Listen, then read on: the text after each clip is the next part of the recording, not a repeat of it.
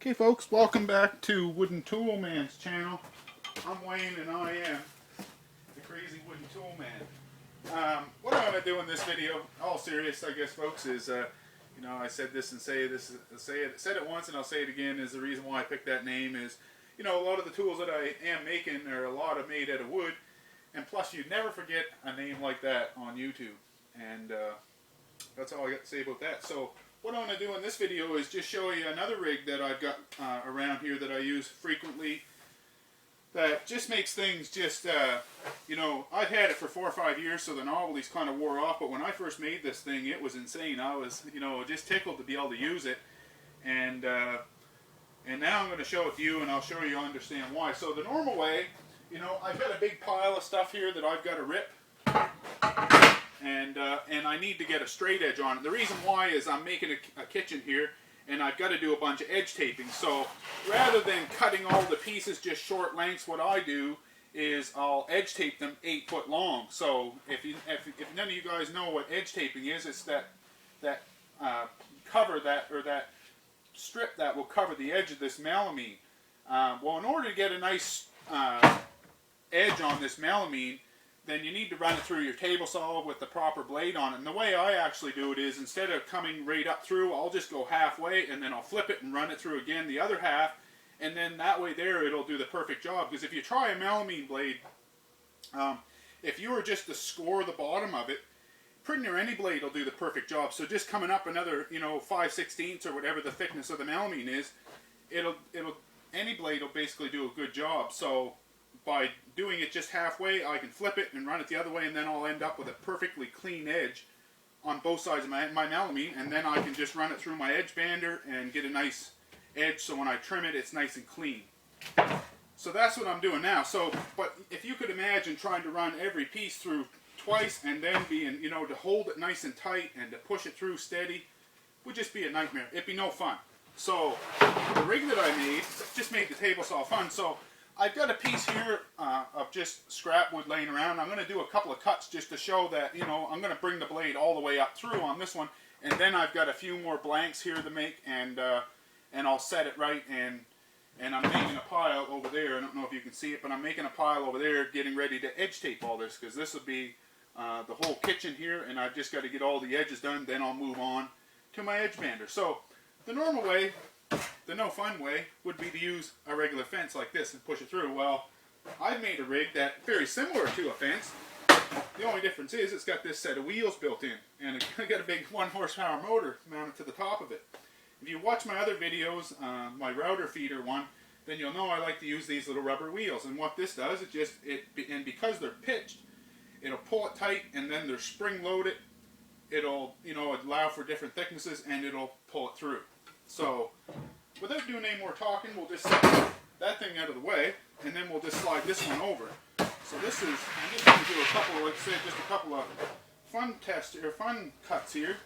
So we'll just take about a ½ inch or something off. So it does have, like a regular table saw fence, it's got the lockout back here. Actually a clamp off my off my pocket hole jig is what ended up on it. But because these are spring loaded, I want to be able to hold this down to my table saw. So the way I do that is I've got a clamp here that I just clamp it on the back, and then I just reach around and clamp it on this side as well. And that'll just hold it straight. And then if I've got to adjust it, it just takes a second to loosen things off and then run through. So now what I'll do is I'll raise the blade up enough to get it all the way through, and then I'll just show you a couple of quick test or cuts with cutting this into a few strips.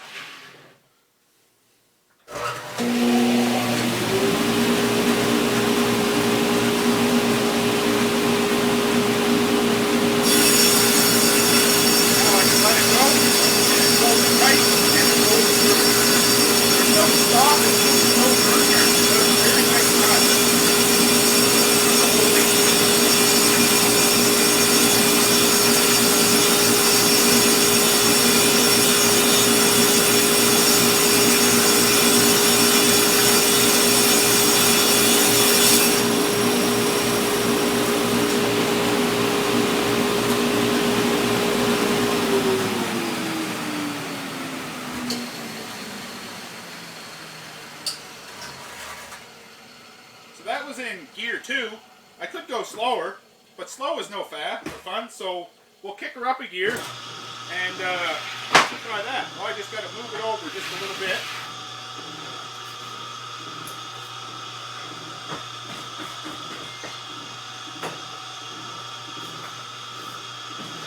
And I've got a piece that hangs down here that if it binds up, then I can give that a pull and shut that feeder down.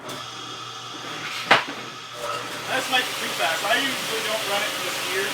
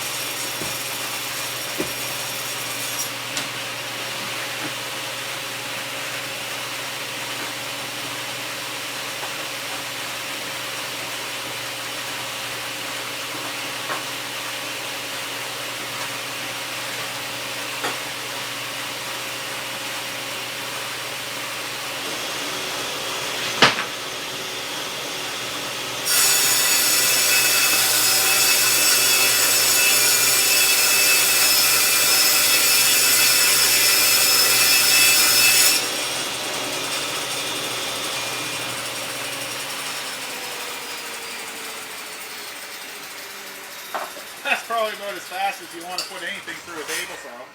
Just kind of to show you that this does have, that was, I usually run it in second gear is the where I run it at, and that seems to be good enough. So now what I'm going to do is just show you, get back to being serious. This was just to show you this thing cutting up.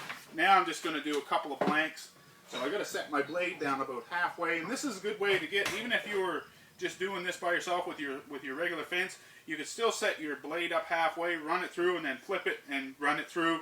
You know, but not everybody's building a whole kitchen all at once like I am here, so I needed a way to get all of it done. I don't want to just do a little short pieces. I want to do 8-foot lengths, and then my edge bander's set up for 8-foot lengths, and it just makes things a lot quicker. So now I just got to set this to 9 inches.